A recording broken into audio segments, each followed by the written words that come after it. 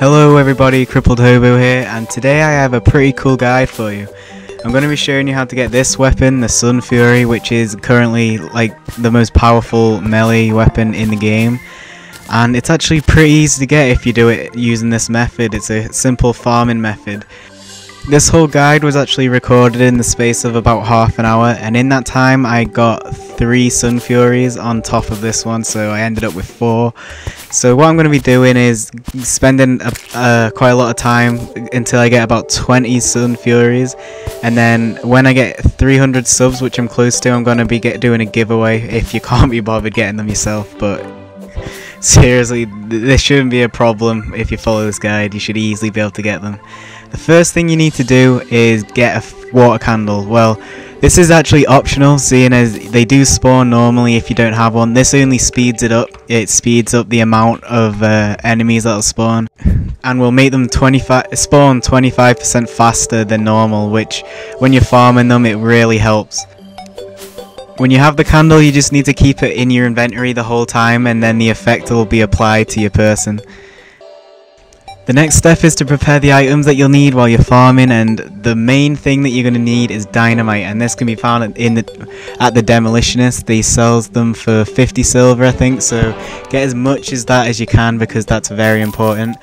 You'll also need health potions, which I have plenty of the normal health potions by making them with my mushroom farm. And you also need hellstone, which can be found in the underworld anyway, but if you already have a supply of a stock of it, then bring that with you, because you need to bring that to make the setup that we're going to be doing. Once you got all that ready, you can head down to the underworld and make a start on the farming. So here's a look at what we're going to be preparing. It's basically a platform made out of the hellstone, and then an area where you can jump up to once you've placed your dynamite. You are going to need to make 2 to do the method that I'm going to show you, so I'll go over and make the other one now and show you how to set it up and stuff, but this is what it looks like. It's pretty simple, but it's really effective. The first thing you want to do is find an area where there's not much lava below it. So I went to an old hellstone mine that I'd done and cleared out a few of the mobs, and then with the hellstone you want to make a small platform, which I'm gonna do now. Yeah, you want to build it off the floor by about 4 or 5 blocks, and then build it about 20 blocks wide. Then on either end you also want a little bracket, and all you do is put one block, one more block high on either end, and that just stops the dynamite from rolling out. After that, you want to get to a height where you can easily jump to safely and quickly, and then a bone serpent's already spawned, but you want to build it to a height where you can like jump with the cloud in the bottle jump. This just makes it so that you're safe from reach of the dynamite when it explodes, which you will see in a minute. When you're at that height, you just want to put wooden platforms so that you can jump through it, as you can see here, and then maybe finish it off like I have by making it a complete room. And that's pretty much it for this setup, apart from clearing out an area underneath the bottom platform there, and I'll explain why in a minute.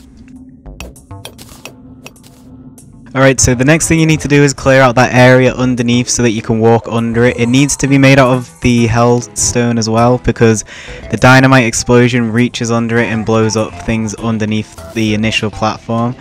While I was clearing out my area, there was actually a bone serpent that spawned, and I killed it, and I got my second SunFury that you saw just then.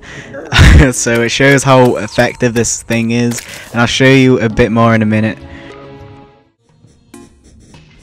Okay, now I'm going to explain a bit about why this works and why it works so effectively. What you want to do is throw the dynamite as your bone serpent is diving down. I missed there, but I get a second bone serpent spawn, and then it works perfectly. So when they both come up, the dynamite will blow up, as you see here, and it kills. Well, a bone serpent is made up of the head, the tail, and multiple parts of its body.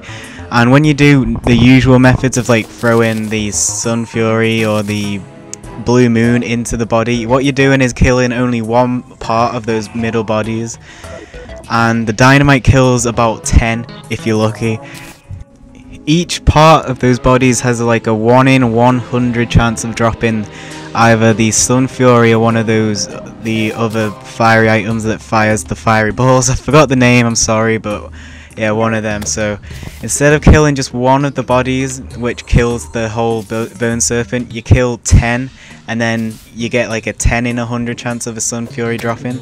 Here I'm running between my two stations, the one that I made and the one that I showed you at the start. And what this does is it's forcing bone serpents that haven't spawned to spawn while I'm traveling between the two stations. And that just like increases your chance and speeds up the time that it takes for bone serpents to spawn. And then you just rinse and repeat the method of throwing the dynamite down onto the platform and then timing it so that it kills the bone serpent, well, as much of the bone serpent as you can, so that it kills as many of the body parts as it possibly can. Here I fail and time it completely wrong, but even if I did time it a little bit off and it only killed the tail part, I would only get the items that drop from that tail. So what you're trying to do is get as much of the body as possible, so it's really important that you get that. And now I'll show you a few drops that I did get. So between the last clip there was one more bone serpent that spawned. I killed that and only got coins, and then this one spawned. I only managed to kill the last half of it, but a SunFury still dropped, as you can see there, so it is really effective. That's 2 since I've been here, because I already had 1, and I still have another one to show you, which was actually the next bone serpent that spawned. So here, the next bone serpent that spawned, as soon as I got that last SunFury, it comes in, I timed it a bit wrong. Well, yeah, only just wrong there. See, the head came up just as it blew up. And then I managed to time this one. Or it's coming up anyway. Yeah, it blows up, and yeah, a SunFury drops, which straight away after the last one I was pretty happy with that, and that's when I realised how effective this method was. I tried one last time, but I don't think I got anything, and that's pretty much the method. You just keep alternating between each of the stations, and it should, with the water candle, it should spawn quite quickly, and you should get a steady amount of bone serpents coming in, and you should easily get a SunFury within half an hour. I got 3 within half an hour, so that pretty much shows how good this method is. That's pretty much the end of the guide now, because I mean, I found it pretty hard to get a SunFury before trying this method. A few different types of these methods have been brought out, and I think that the way that I've adapted it here with the 2 stations and running back between each of them is the most effective, because it increases the amount that they spawn, and with that it increases the chance that you have of dropping a SunFury. And here it pretty much shows how effective it is by getting 3 SunFury